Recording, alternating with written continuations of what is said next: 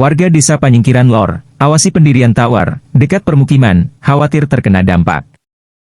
Indramayu, sinarpagibaru.com, warga desa Panyingkiran Lor, awasi pembangunan pendirian tower, dekat permukiman khawatir terkena dampak Undang-Undang Nomor 23 Tahun 2002 tentang Perlindungan Anak Pasal 5, setiap anak berhak untuk dilindungi dari kekerasan, penelantaran, dan perlakuan salah lainnya. Pasal 9, setiap anak berhak untuk memperoleh pendidikan dan pengasuhan yang layak untuk perkembangannya. Pasal 19, setiap anak berhak untuk dilindungi dari dampak negatif lingkungan hidup.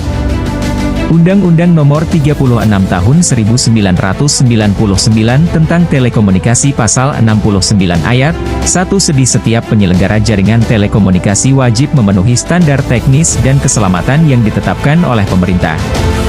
Peraturan Pemerintah Nomor 101 Tahun 2014 tentang Pengelolaan Kualitas Udara dan Pengendalian Pencemaran Udara Pasal 5 Ayat 1 setiap kegiatan yang dapat menimbulkan pencemaran udara wajib dilakukan dengan memenuhi baku mutu udara yang ditetapkan oleh pemerintah. Peraturan Menteri Komunikasi dan Informatika Nomor 14 Tahun 2019 tentang Penggunaan Spektrum Frekuensi Radio Pasal 12 Ayat 1 penyelenggara jaringan telekomunikasi wajib memenuhi standar teknis dan keselamatan yang ditetapkan oleh pemerintah. Dalam kasus ini, pemasangan tower Indosat yang menyebabkan beban mental pada anak dapat dianggap sebagai pelanggaran terhadap Pasal 5 Undang-Undang Nomor 23 Tahun 2002 tentang Perlindungan Anak, pelanggaran hak anak untuk dilindungi dari kekerasan dan perlakuan salah lainnya, Pasal 69 Ayat 1, Undang-Undang Nomor 36 Tahun 1999 tentang Telekomunikasi, pelanggaran standar teknis dan keselamatan, Pasal 5 Ayat 1, Peraturan Pemerintah Nomor 101 Tahun 2014 tentang Pengelolaan Kualitas Udara dan Pengendalian Pencemaran Udara, pelanggaran baku mutu udara. Namun, perlu diingat bahwa untuk menentukan pelanggaran yang tepat, diperlukan penelitian dan analisis yang lebih mendalam. Hewan juga bisa kena, apalagi anak-anak kecil. Berhati-hatilah karena sinyal radiasi sangat berbahaya.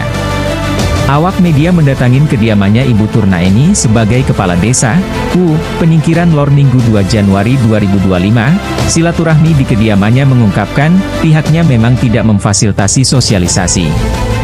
Sebab hal tersebut dinilai menjadi kewenangan antara pemilik lahan dan warga setempat. Dirinya hanya bisa memberikan izin jika warganya yang berada di area tower sudah sepakat.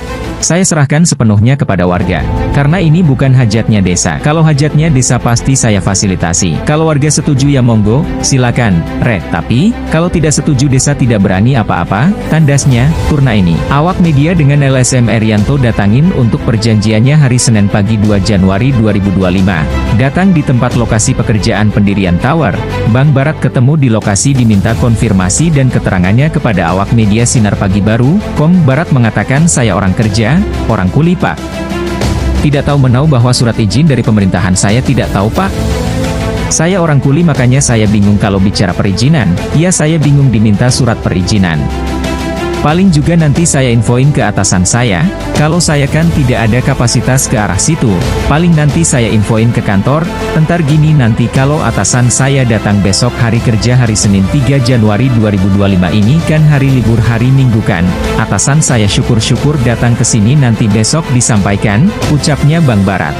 Mandor kerja Bang Barat yang sedang diminta keterangan konfirmasi kepada awak media sinarpagibaru.com, Aang Teja Sulaksana Kepala Biro Harian Umum Sinarpagibaru.com melaporkan.